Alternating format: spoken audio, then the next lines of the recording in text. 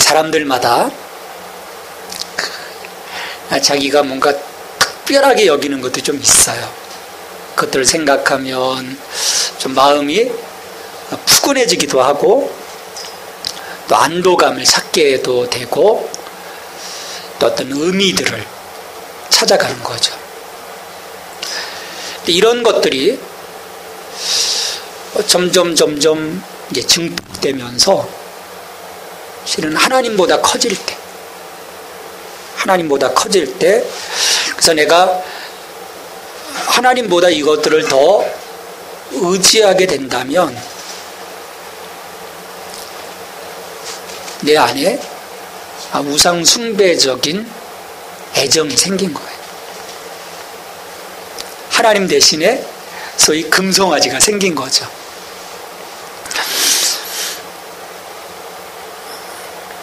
근데 이걸 우리가 좀 놓지 못하는 것은요, 좀 만족을 주는 거예요. 어느 정도의 만족. 근데 그 만족은 좀 이제 근거 없는 만족인 거죠. 또 기분이 좋아집니다.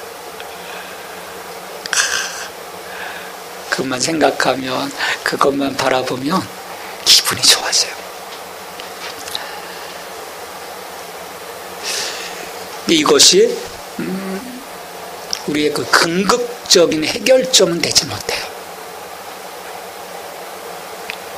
우리가 갖고 있는 정말 근본적인 문제들을 풀어주지는 못해요. 오히려 그게 내 시간을 더 뺏어가고 또 내 건강도 뺏어가고 심지어 우리를 어떤 좌절과 어떤 쓰러짐의 자리로 이끌어갈 수 있다는 거죠. 그래서 사람들은 여기에 어떤 그 중독적인 게 있어요.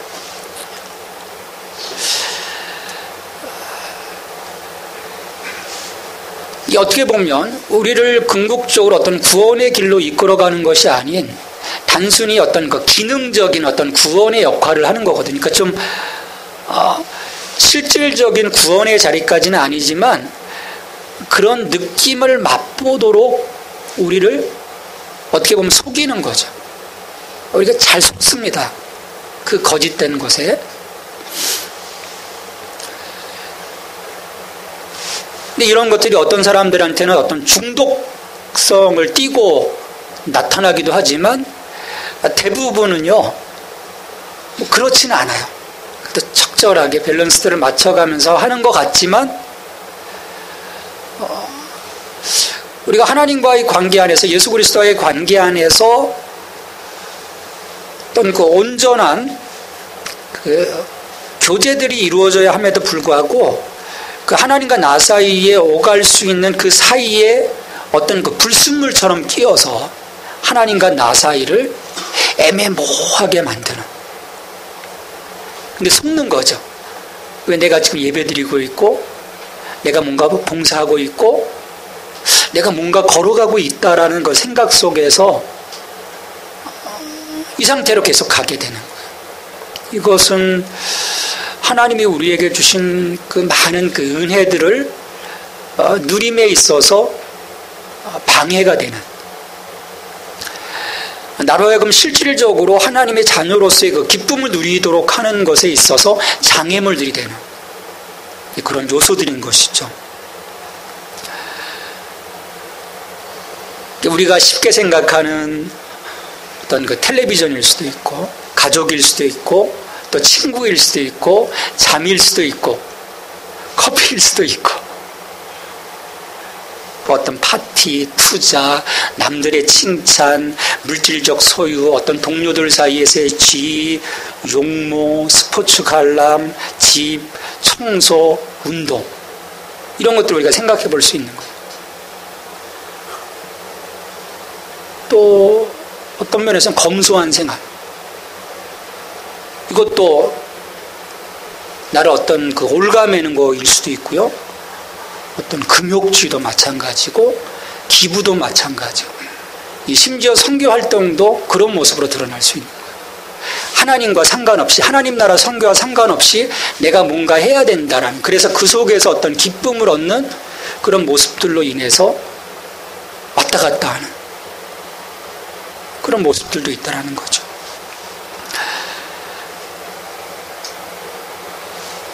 한번 그 다음을 한번 넘겨보시죠.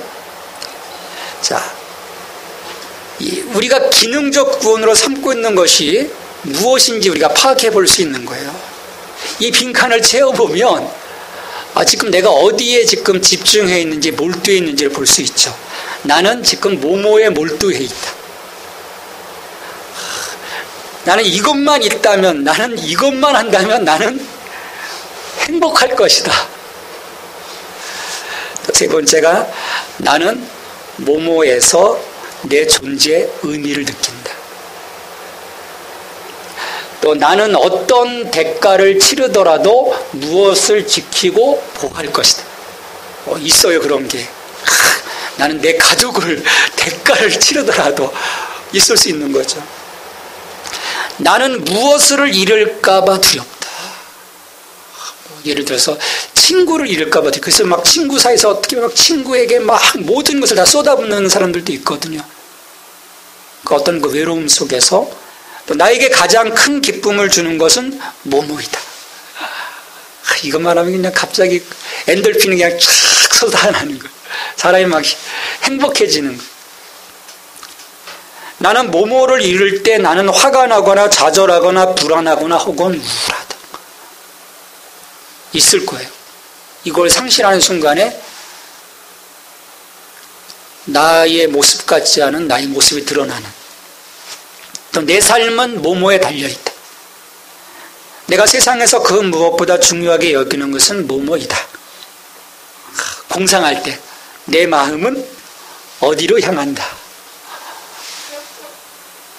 또 아침에 무엇을 생각하면 얼른 잠자리에서 일어나고 싶다.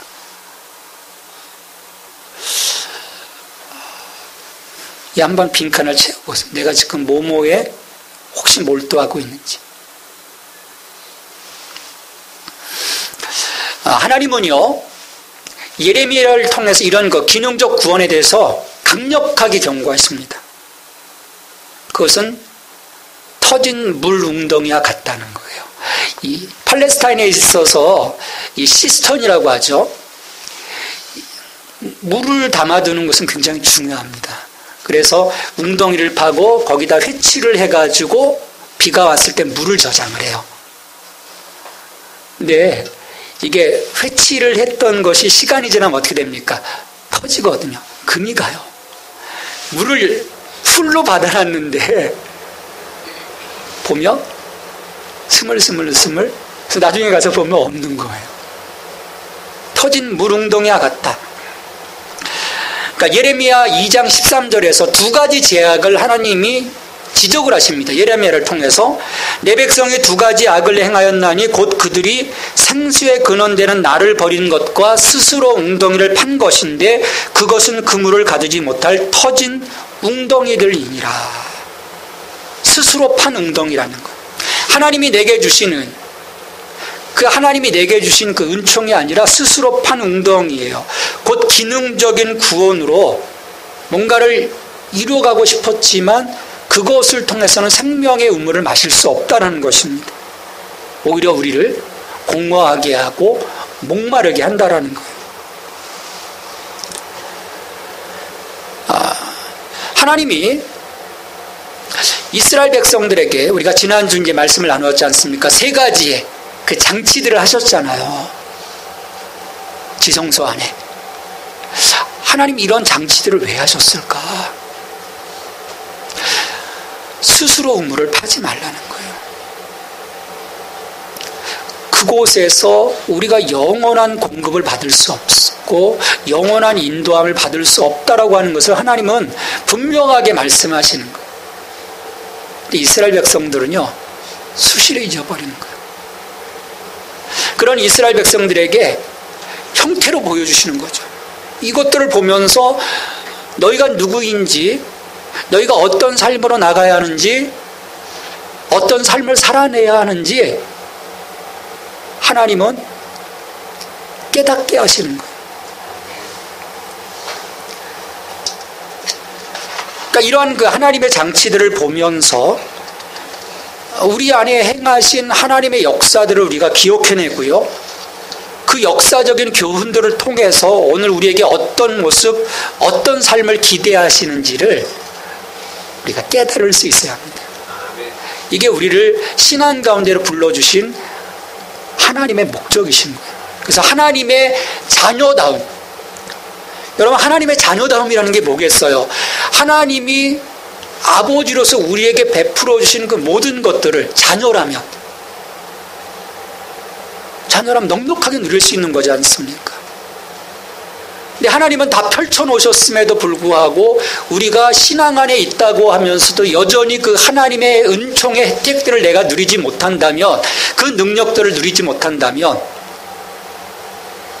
지금 나의 서 있는 위치가, 나는 하나님을 믿고 하나님의 자녀라고 하지만 실질적으로 하나님의 자녀로서의 위치 가운데 서 있지 못하다라는 거예요. 엉뚱한 데 있는 거예요. 그걸 회복시키라는 거죠. 그 잘못 있었던 그 자리에서 턴해서 지금 있어야 될 그 자리로 나온다면, 그래야 작동이 되는 거예요. 내가 엉뚱한 데 서 있어서는 하나님의 은혜의 이 장치들이 작동이 되지 않는 거예요. 딱 멈춰 있는 거죠. 우리 영화 같은데, 어떤 그 어드벤처 영화 같은데 보면 딱 가서 어떤 자리에 서면 갑자기 막 그 동굴의 그 장치들이 막 움직여서 쫙 뭔가 막 드러나는 것처럼, 사람들이요, 왜 하나님 아무것도 안 하세요? 신앙생활 하면서 죄 없으신 하나님한테만 항변하는 경우들이 많아요. 내가 지금 잘못 서 있는데 있어야 할 그 자리에 딱 서면 바로 그 모든 것들이 연계해서 하나님이 성경 안에서 약속하셨던 것들이 나의 삶으로 드러나게 되는데 우리는 잘못되어 있는 거죠. 그걸 돌이키라는 거예요. 그래서 하나님이 첫 번째 금항아리, 그 만나가던 그 항아리를 보여주시면서, 야, 너는 자급자족으로 사는 인생이 아니야. 하늘에서 내가 너에게 줄 거야. 우리가 그걸 끊임없이 기억해야 되는 거예요. 물론 우리가 이 땅에서 성실하게 살아가야 하지만 나의 모든 삶의 그 원천이 하나님으로부터 시작됨을 내가 끊임없이 기억하는 거죠. 근데요, 정말 쉽지 않아요. 저도 이 원리를 늘 말씀드리고 이야기하지만요, 어떤 상황 속에 갇히다 보면 내가 뭔가 해야 되는 거 아니야? 라고 하는 미련한 생각들이요, 충만해지는 거예요. 그리고 그 미련을 떨어요. 근데 미련 떨면 손해보는 건데 또 손해를 봐요. 그러면 또 깨달아요. 그게 우리의 모습인 거예요. 그러니까 하나님은 계속 보라는 거예요. 야, 만나를 좀 생각해. 내가 너를 책임질 거야. 내가 너의 아버지야. 우리 안에 이 강력한 하나님을 향한 이 신뢰의 끈이 놓쳐지지 않는다면 여러분, 우리의 인생은요 분명 달라지는 거예요. 저 세상 사람들과 다른 삶을, 다른 차원, 다른 가치를 살아갈 수 있게 되는 거예요. 2000년의 기독교 역사를 통해서 하나님이 수많은 믿음의 사람들을 통해서 보여준 거예요. 우리가 책을 통해서 보잖아요. 그들의 위대한 간증들을 보면서 하나님, 나는 왜 이렇게 못 살죠? 자기가 못 살고 있는 건데 그 원리 가운데 있지 못하면서 원리가 이루어지기를 원한다면 정말 그건 어불성설인 거죠. 우린 만나를 생각해야 돼요. 그리고 그 하나님, 나를 책임져 주시고 나를 공급해 주시고 나를 이루어 가시는 그 하나님을 향한, 그러니까 우리의 삶은요 일반적 삶이 아닌 거예요. 초자연적, 기적적인 삶인 거예요. 여러분, 기적으로 삽시다. 그게 가능한 게요, 그냥 단순한 어떤 세상적인 그런 미라클이 아닌 거예요. 하나님 안에서 이루어지는 기적인 거예요. 우리 만나를 통해서 매일매일 그걸 생각해야 되는 거예요. 그 두 번째 물건이 아론의 지팡이입니다. 아론의 지팡이를 이스라엘 백성들에게 보여주신 이유가 있어요. 자, 이 아론의 쌍난 지팡이가 이 언약궤에 들어가게 된 계기는요, 민수기 16장에서의 사건을 통해서 이루어집니다.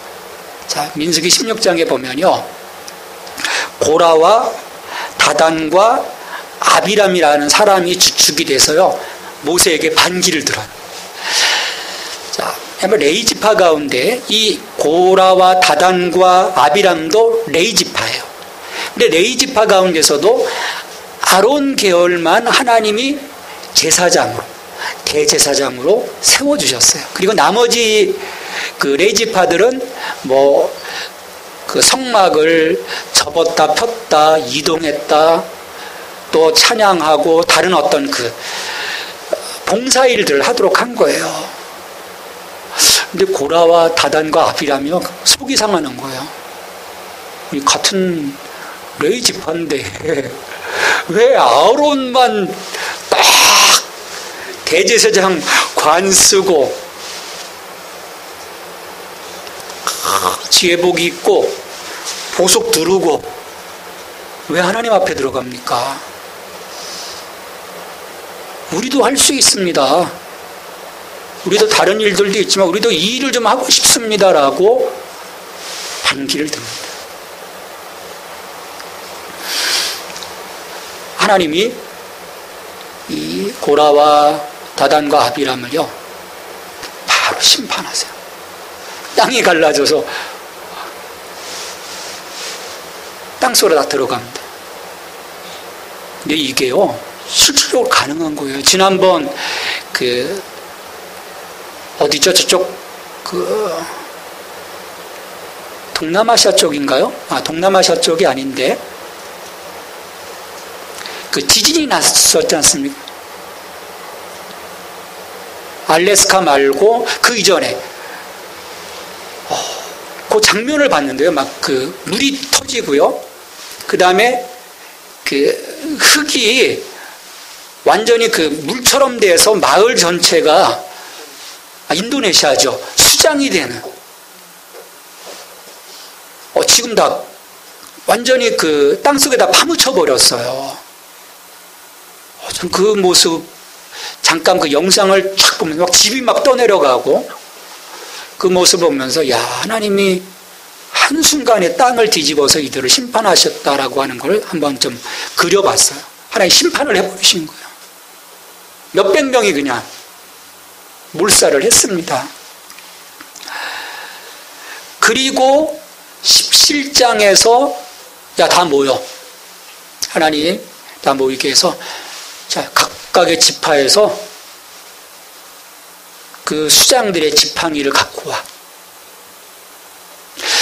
여러분, 지팡이는 뭐로 만들었습니까? 나무로 만들었어요. 그리고 죽은 나무예요. 다 세워놔. 근데 그 다음날 아침에 딱 보니까 아론의 지팡이에서 싹이 나. 그 아론의 그 싹난 지팡이를 그 하나님의 언약궤 안에 넣으라는 거죠. 이건 뭐냐면 하나님께 나아가는 올바른 방법을 상기시키는 영구한 기념물로 삼겠다라고 하시는 거예요. 자, 우리가 예수 그리스도 안에서 은총을 입었고 생명을 얻어서 구원을 받았어요. 그리고 이제 영적인 길을 걸어갑니다. 이 영적인 길을 걸어갈 때 우리에게 가장 중요한 문제가 있어요.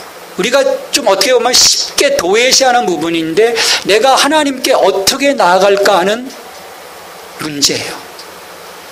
자, 하나님이 이스라엘 백성들을 예배하는 공동체로 불러주신 다음에 출애굽에서 성소를 만드시고 레위기를 통해서 뭘 말씀해 주시냐면 1장부터 10장까지 하나님께 나아가는 방법에 대해서 말씀하십니다. 5대 제사를 말씀해 주세요. 번제와 소제와 화목제와 속건제와 속죄제를 얘기해 주시고 이 5가지의 제사를 집례하는 제사장들을 하나님이 세워주시고 기름 부으시고 그들을 성결시켜 주셔서 하나님께 나아가도록 하는 거예요. 하나님의 규범을 보여주셨어요. 방법을 보여주신 거예요. 길이 어떤 것인지를 보여주신 거예요. 여러분, 이것은요, 오늘 우리들에게 굉장히 중요합니다. 우리 너무 쉽게 생각해요. 하나님께 나아가는 길이 어떤 길인지, 어떻게 나가야 하는지. 하나님이 이 아론의 쌍난 지팡이를 통해서 오늘 21세기 그때도 말씀해 주셨지만 오늘 우리들에게도 중요한 부분을 말씀해 주시는 거예요. 우리의 생각이 아닌 하나님의 방법, 하나님의 뜻을 따라서 나가야 한다라고 하는 것을 말씀해 주시는 거예요. 여기에 대해서 고라와 다단과 아비람이 문제 제기를 한 거죠. 아닙니다, 하나님. 우리도 좀 나가고 싶습니다. 우리도 좀 해주세요. 라고 손을 들고 나온 거예요. 우리가 신앙생활 하면서 이렇게 많이 이야기하다 보면 그런 문제들을 제기하세요. 글쎄요. 꼭 그렇게 해야 할 것 같지는 않은데요. 이렇게 해도 되지 않겠어요? 라고 문제 제기를 합니다. 이거예요. 이스라엘 백성들이 구원받았지만요, 모세가 잠깐 산에 올라간 그 사이에 막 하면서 우리에게 하나님을 좀 보여줘라고 얘기를 해요. 하나님은 분명히 이스라엘 백성들에게 우상을 만들지 마, 나 외에 다른 신을 두지 말라 말씀하셨는데 하나님을 보여줘라고 하니까 아론이 뭐 어떻게 합니까? 야, 그러면 다 금붙이들을 가져와. 그래서 뭘 만듭니까? 금송아지를 만들어요. 금송아지를 만듭니다. 오늘 21세기에요. 수많은 금송아지들이 만들어지고 있는 거예요. 오늘 하나님은 예수 그리스도 안에서 우리에게 하나님의 나아갈 길을 보여주셨는데 많은 사람들이요, 금송아지를 만들고 그것이 하나님이라고 섬기고 있는 거예요. 잘 섬깁니다. 그것이 신실한 믿음으로 여겨요. 그게 가장 잘하는 거라고 여겨요. 근데 하나님 보실 때는 금송아지인 거예요. 우리가 나아갈 길은요, 오직 예수 그리스도라는 거예요. 내가 영원한 대제사장을 세웠다. 멜기세덱의 반차를 따라서 내가 영원한 대제사장 예수 그리스도를 세웠다라는 거예요. 십자가에 못 박히신 일을 통해서만 우리가 나갈 수 있다라는 거예요. 속죄제물, 영원한 속죄제물이신 예수 그리스도를 통해서만, 6월절 어린 양의 그 피를 통해서만 우리가 나아갈 수 있는 거예요. 여러분, 정말 불행한 것은요, 현대 교회들이 이 마지노선을 무너뜨리고 있다는 거예요. 다른 금송아지들을 수없이 세워가고 있어요. 그게 좋아 보이거든요. 하나님은 사랑이시잖아라고 말해봐야 소용이 없는 거예요. 하나님은 사랑이시지만 하나님은 공의의 하나님이시고 심판의 하나님이심을 우리가 잊지 말아야 되는 거예요. 아론의 쌍난 지팡이는요, 하나님이 친히 이것만이 내 방법이요 유일한 방법이라고 말씀하시는 것을 우리에게 상기시켜 주시는 것입니다. 우리는 오직 예수 그리스도만을 바라봐야 돼요. 내가 뭐 조금 잘했다? 여러분, 아닙니다.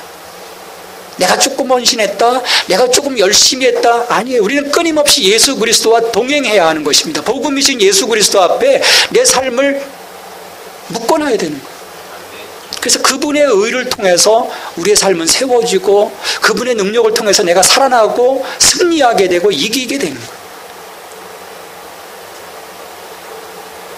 우리는 처음부터 끝까지요, 그분의 피가 필요해요. 그분의 피로 내가 씻김 받아야 하는 것입니다. 이 아론의 쌍난 지팡이는요, 그걸 보여주는 거예요. 하나님의 방법, 하나님의 길. 하나님, 그게 아니고 이것도라고 말씀하지 말라는 거예요. 세 번째가 언약의 돌판입니다. 우리가 하나님의 무한하신 그 자원을 누리며 살아가는 하나님의 아들딸임을 우리가 만나를 통해서 보게 되고요.